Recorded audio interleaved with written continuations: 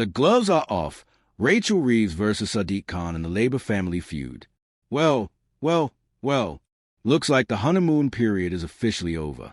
Rachel Reeves is about to discover that being Chancellor is like being a wedding planner with half the budget and twice the drama. And speaking of drama, Sadiq Khan has just thrown down the gauntlet faster than you can say transport for London fare increase. Welcome back to UK Plug, where we dissect British politics with the precision of a surgeon and the wit of your nan at Christmas dinner. Picture this. You're at a family dinner. There's one piece of cake left, and suddenly everyone's best friend becomes your worst enemy. That's essentially what's happening in Labour HQ right now. Except the cake is billions of pounds, and the family members are some of the most powerful people in British politics. Rachel Reeves is gearing up for her first spending review like she's defusing a bomb. One wrong move and asterisk boom asterisk. Half her own party want her head on a silver platter. And leading the charge? None other than London's mayor, Sadiq Khan, who's apparently had enough of playing nice with his Labour siblings. But before we dive into this Westminster soap opera, let's talk about what's really at stake here. Here's the thing about being Chancellor. It's like being handed a chocolate teapot and being asked to serve afternoon tea to the entire nation. Reeves has already promised tens of billions to the north of England for transport links and committed to finishing the Sizewell C nuclear power station. Fantastic news if you live north of Watford. But if you're a Londoner, well, you might want to start walking to work. Khan's team is basically watching this unfold like a horror movie. You know the bit where the protagonist splits up from the group, and you're shouting at the screen, "Don't go in there." Except in this case, it's "Don't forget about London." The mayor's shopping list reads like a child's letter to Santa. Docklands Light Railway extension to Thamesmead, Bakerloo Line extension, tourist tax powers, more Met Police funding. Reeves' response? A polite but firm nope. You might be thinking, asterisk surely Labour wouldn't turn their back on their own stronghold. Asterisk oh, sweet summer child. This is where it gets juicier than a Love Island reunion show. Khan's people are essentially saying, when London prospers, everyone prospers. We're not being greedy, we're being economically sensible. Meanwhile, everyone else in the country is thinking, right, because London clearly needs more money. It's the classic British conundrum. How do you level up the rest of the country without accidentally leveling down London? It's like trying to give everyone at the party an equal slice of cake when one person's already eaten half of it. Mathematically it works, but politically it's messier than a toddler's birthday party. Khan sources. Let's be honest, it's probably Khan himself practicing ventriloquism, warned that cutting London's funding is not consistent with Labour values. Translation: we helped you win. Now pay up. It's like lending your mate money for a night out, then watching them buy everyone else drinks while you're stuck with tap water. The irony is thicker than Boris Johnson's hair gel. Labour spent years criticising the Tories for their anti-London approach. Now, they're about to do a complete 180.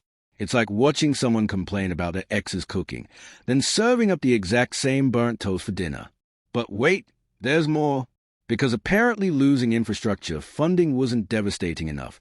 Here comes a plot twist that M. Night Shyamalan will be proud of. Khan is also set to lose access to various government growth funds, those little pots of money that pay for high street improvements, small business support, and getting people into jobs. It's like taking away someone's fishing rod and then asking them to catch dinner with their bare hands. The Treasury's logic here is about as clear as Boris Johnson's lockdown rules. They claim they want economic growth while simultaneously cutting the very funds that generate, wait for it, economic growth. It's like trying to lose weight by eating cake. Technically possible, but the science is questionable at best. Khan's team calls this move incredibly short-sighted. Political speech for, "Are you having a laugh?" They argue these cuts will cost jobs, damage tax revenue, and basically shoot the economy in the foot while it's already on crutches. And here's the kicker. Some of this money is specifically meant to tackle child poverty. Now, we're not just talking about delayed train lines and starved police forces. We're talking about taking food out of children's mouths. That's not just politically toxic, it's morally bankrupt. So, where does this leave us? Grab your popcorn because this is about to get interesting. This isn't just London versus the rest of the country. Though let's be honest, that rivalry is older than the Queen's handbag collection. This is about Labour trying to solve a puzzle with half the pieces missing, and an instruction manual written in ancient Greek.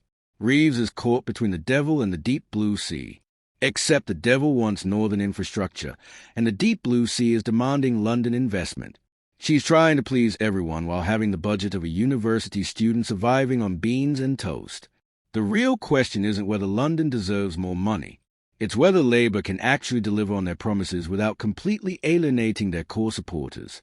Right now, they're looking about as unified as a reality TV house 5 minutes before elimination. So there you have it, folks. Labour's first major family feud, and it's messier than Christmas dinner at the galas. Will Reeves cave to Khan's demands? Will London get its shiny new transport links? Or will this turn into the political equivalent of a WWE cage match? One thing certain, the spending review is going to be more explosive than Guy Fawkes' original plan. And trust me, we'll be here to cover every delicious, dramatic moment of it. What do you think? Is Khan right to fight for London's funding, or should the capital tighten its belt like everyone else? Drop your thoughts in the comment below and don't hold back. We love a good debate. Hit that subscribe button if you want more political drama served with a side of British sarcasm. And ring that notification bell, because with this government, the plot twists come faster than a Dominic Cummings U-turn. Until next time, this has been UK Plug, where British politics meets brutal honesty. Cheerio!